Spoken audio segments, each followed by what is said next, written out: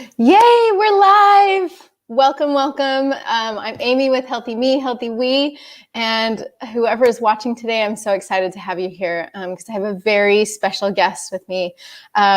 Someone who I have watched over the last little while since we've been connected, and so I'm going to stop talking and let her introduce herself because I think she can do it better than I can. So, Pinky, thank you so much for being here with me today, with us, and sharing what you're going to share with our listeners today. Thank you so much for having me on, first of all.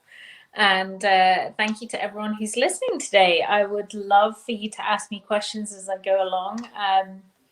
I am, doing what I love and I'm passionate about. And for me, starting my business as a mindset coach was my passion and is my passion. And if someone was to ask me, what would you do for the rest of your life if you weren't going to get paid for what you do? And that was the one thing that I would do. And I am going to keep doing it. And how I started on the journey was I was working as an optometrist, really not very passionate about what I was doing. And always felt that there was something else and that there was something missing in my life. And after quite a traumatic breakup with my husband at the time, I felt that it was time for a change. And I wanted to help more women and help people really discover who they truly are and what they're passionate about and what their purpose is in their lives, and really get to the point of creating that mindset that it takes to maybe get to the top of your company, or maybe you just want a promotion, or maybe you really don't like what you do and you want to change careers and you're feeling a bit of self-doubt and you're feeling like a bit of an imposter. And that was me, because when I changed from being an optometrist and I went to then owning my business as a CEO, now having a network of women called netwomen.co, being an entrepreneur, it's a totally different mindset. And the mindset from one to the other is not an easy transition. And 70% of women struggle with imposter syndrome at some point in their lives. And that doesn't mean that you are not good at what you do. It doesn't mean that you're not qualified. What it does mean is that your brain is telling you that you are not enough and that you are not qualified enough. And these things cropped up for me quite a lot. And that's why I started doing what I do, because I feel like there is an element of, there are men who struggle with it, of course, but women do more so. And I did some research, and there was a recent Forbes article about 52% of people, which includes men, C-suite position, board position, have imposter syndrome. So it is lonely. It gets lonelier as you get to the top, and the more lonelier it gets, the more the self-doubt kicks in. So triggers can be anything like fear or anxiety or stress, which actually are things that have popped up this year more so than normal because of what we have all been struggling with. Yeah, for sure. Yeah. So this is amazing because, first of all, what stands out to me is you went from a relationship that ended to creating a business. Like, what a volatile position to find yourself in. So as that mindset coach, how did you come to the point of feeling that imposter syndrome kind of penetrating your mind and putting that to the side so that you could start netwomen.co? I just think it's amazing. Thank you. I think that we as women don't give ourselves credit for, very much at all. And we are much more capable than what we think we are. And I think at the time in my life where things were going really bad and I was in a lot of pain, not only emotionally, but also mentally. I felt quite drained. I felt exhausted, burnt out. I had a new baby. I was going through a divorce. All these things that were on in my mind, I couldn't explain. I couldn't get out of my own head. And many people who are in those situations where they are ambitious, they're perfectionist women, they're successful, overcoming this imposter syndrome, limiting beliefs, and breaking that glass ceiling is no easy feat. And this is where the Net Women part comes in. You need a tribe of women that have your back. You need a coach that's going to tell you that actually what you're saying is not true. And that sometimes you need some work where it means rewiring the mindset, rewiring the old stories that you're telling yourself when you are actually a very successful, confident person and you feel like you're not enough, despite all of that external evidence, that you feel like you're going to get found out, that someone else is going to come into the room now and just say, hey, you, get out. You're not qualified enough to be here. And that really stood out to me. And I started working on myself because I knew that without that investment in me, I couldn't help other people. Yes. So therefore, that this is where I am, and I know, Amy, you will understand this because you do the same with your coaching. Yes, and I love that. It seems no matter who they are, who I talk to, the most successful people and the most fulfilled entrepreneurs are those who take the time to invest in themselves so that they can give those things to the people who are struggling to have them like make a bigger impact. So thank you for all of those who are joining us right now. Hello to everyone. If you are live, remember to write hashtag live in the comments or hashtag replay if you're watching the replay. But I would love to know the biggest takeaway that you've had so far, but we'll let Pinky continue. I have a question though, hopefully to keep this discussion going. You talked about needing a network. So how did you discover that needing a network was a key part to overcoming this imposter syndrome? When I was going to networking events and I was in my business mindset by Pinky, walking in, I was looking for my ideal client. My ideal client is a woman who's ambitious, who wants to do great things and isn't necessarily living her purpose, or perhaps not in the career or place where she wants to be.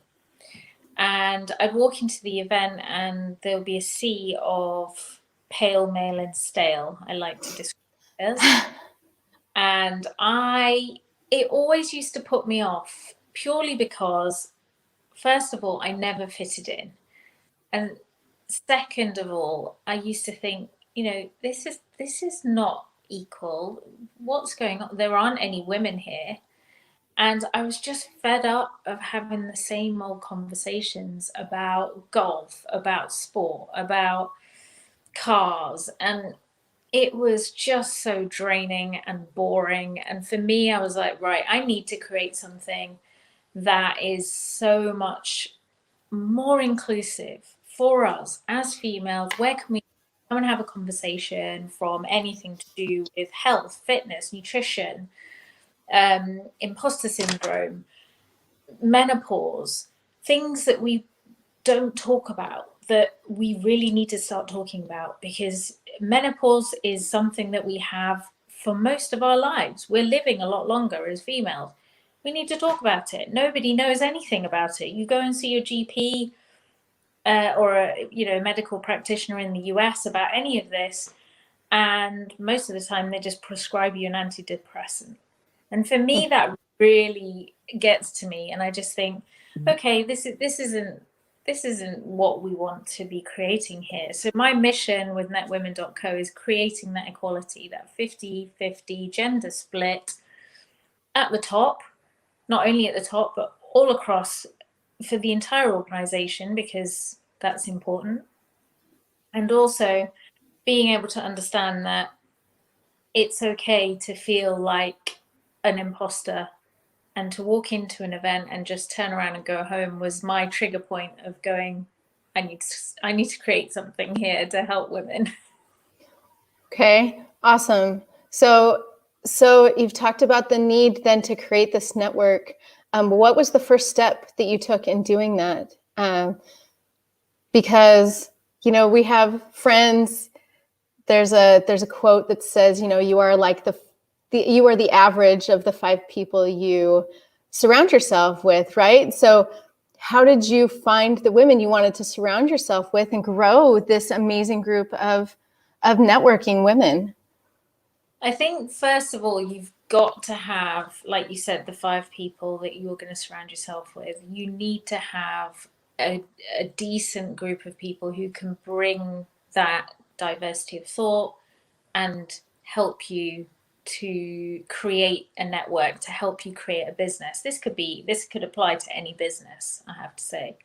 I know so many businesses out there where you look at the top and it's all white males. And what I know and what I understand about diversity and inclusion is that you do not get diverse thinking when you have all the same people at the top. In order to get that diversity of thought, in order to be able to be included in conversations and to be a part of this, it takes action. It's not just a box ticking exercise, and many organizations do this. So creating a business is very similar. You create it the way you want. However, really think about what you're trying to do. What's your purpose? What's your why? That's the main thing. That's the driving force. If you don't have a why or a purpose in your business, you are going to not be as successful as a company that you make and it has a why and it has a purpose. So that is the first. Okay, so it sounds like this why is also included in like the ways to not only decrease this imposter syndrome, but to increase the inclusion and diversity in businesses. So it does include male and female alike. We have to let go of those limiting beliefs that things have to be the same way they always were, or that we have to surround ourselves with the same type of people as us. We actually need to surround ourselves with people who believe differently than we do and have different ideas in order to bring new ideas to the table. Yes, because the most innovative companies out there are the ones with the most diverse people on C-suite level positions. And they're the ones that are succeeding, and they're the ones that are going to do better in the future as well. Awesome. So I hope this is sticking with our entrepreneur friends who are watching this, to know that it's okay to disagree with someone. And, in fact, it's necessary to find someone that always challenges your mindset, your way of thinking. Otherwise, you're stuck in this hamster cycle of living the same ideas day after day, which is not innovation. And you're exactly right with that. Okay, so we've talked about our purpose and our why and investing in ourselves and creating a network.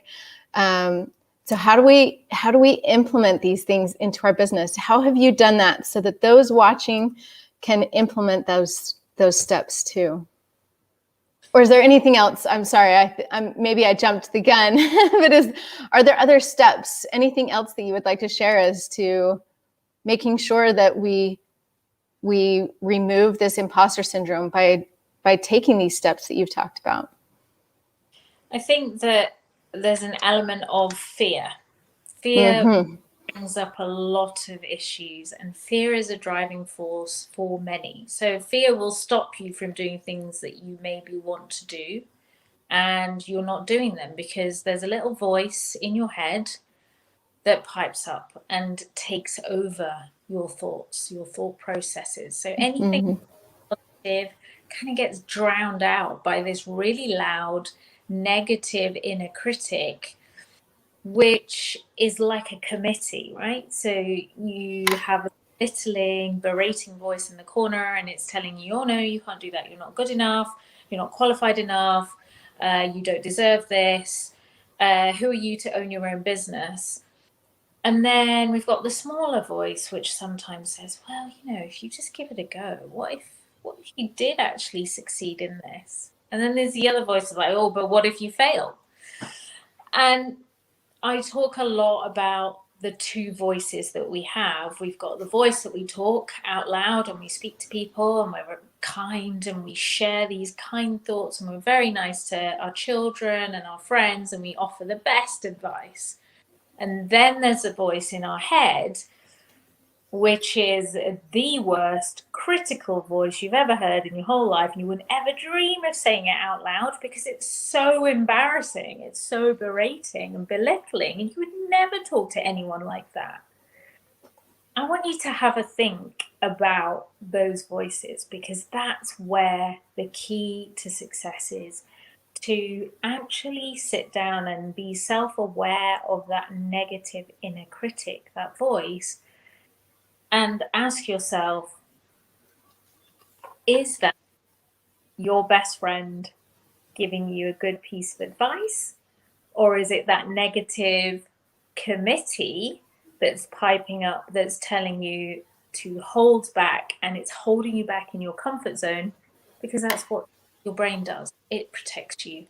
That's right. It's trying to stop you from doing anything that's out of the comfort zone to make you. And that's where the magic happens, right? So for you to play big, to be able to have that magic happen in your life, you have to sometimes step out of that comfort zone and sometimes argue with that voice and say, stop, that's not true. I am an amazing person, totally capable, more capable than I ever think I am sometimes. And I can do this. And with the help and support of people who care about me and who know that I'm fully capable, I can do this.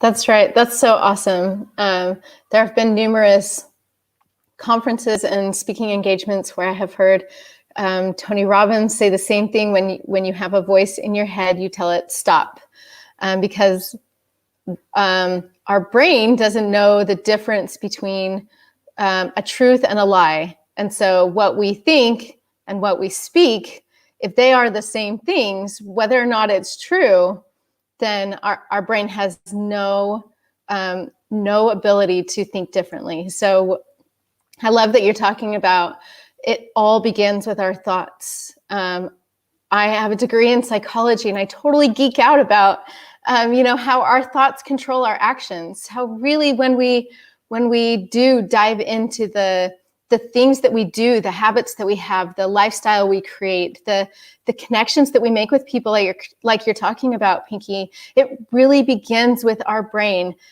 Does this serve me? Can I, or maybe we should change it to a statement saying, I can talk to that person and make a connection. I can add value to that person's life. That all of these things, these thoughts that start in our head are how we create our connections, how we create our lifestyle. So I love that you're saying that, like taking the time to stop and think about the thoughts in our head and asking if it serves you, if it's moving you forward in the direction you want to go, or if it's just keeping you safe. Yes. So powerful. Very powerful and works a dream. Honestly, all of my clients who use this technique have really excelled in their lives, and not only their business, but also personally as well. And it really does. The way you think impacts the way that you feel, and therefore the way that you're going to act. So think about that too. I love that you mentioned that because Brendan Burchard, who's a mentor of mine, also talks about in his book, High Performance Habits, talks about the need to focus on the feelings that we get from the result, not just the result itself. So paying attention to our emotions, how something makes us feel. We always make decisions based on emotions. We're never, and not never, we can make rational decisions, but there's always an emotion attached to it.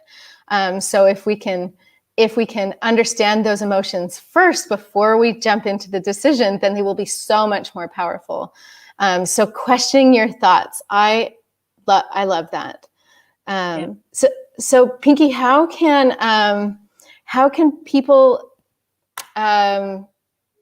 make contact with you? How can they get in touch with you if they want to hear more about what the great things you're doing? And actually, can you tell us a little bit more about netwomen.co? Yeah, of course. So netwomen.co was born, like I said, 5 years ago. I started doing in-person events, but everything's now online. So lucky for everybody all over the world, you can join us from the comfort of your own home on a Zoom call and help you get more visible, connect with other like-minded women, build those relationships, and help you promote yourselves. Now, I know that this is a big deal. Like, getting visible and promoting yourself for women is tough, but we do it in a safe environment where there is no one that's asking you or judging you. There are no men there that may say something to you that you feel a little bit uncomfortable about, or you might sound silly to ask the question in the first place, because we will nurture you in this community. And we're about coaching and mastermind groups and networking and really building that relationship with each other. And you can join us by checking out our website, netwomen.co. Perhaps we can leave the link later on. And you can also, if you really want to know more about my coaching, Mindset by Pinky, you can check out or book a call with me, like a strategy call. And that you can do on my website, bypinky.com. Awesome. This has been so great. So just to kind of review what you've talked about for those who are watching late, or just want to take little gold nuggets away from this, is that imposter syndrome happens to so many. I would dare to say that everybody experiences imposter syndrome sometime in their life, right? So to first build a network, that framework of support. And I teach this with my clients as well, especially in our high impact performance program, that without a framework, your goals are just dreams. You have to have a plan, but you also have to have a supportive framework. Otherwise, they don't become ingrained in your actions, which is a habit. And you have to have healthy habits in order to reach those goals, right? You have to be consistent in those habits. So I love that you talked about the building that framework of support, and then investing in yourself, thinking about your purpose and your why for what you do. Why you do what you do. If it has no purpose, you better go back and rethink what you do. If your job is just a job to you, let's rethink what you do and try and help you do something that actually feels like you have a purpose, because you do. And then the last one was to question your thoughts.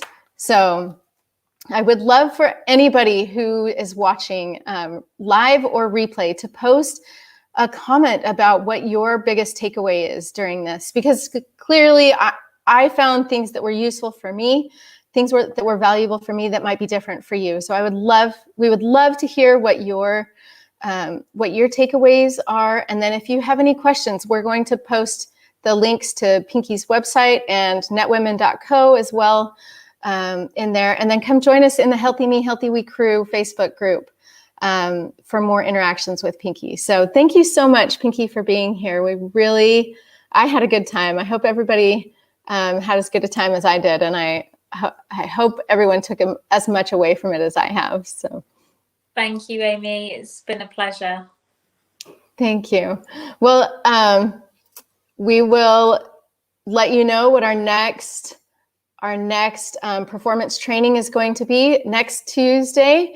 And I have a special, not a special guest, but a special masterclass that I'll be sharing with you next week. So get ready for that. And then the following week after that, I do have another guest. So make sure you keep an eye out for the reminders on the trainings that we have each week, and make it a great day. And we'll talk to you all soon. Thanks so much for joining us.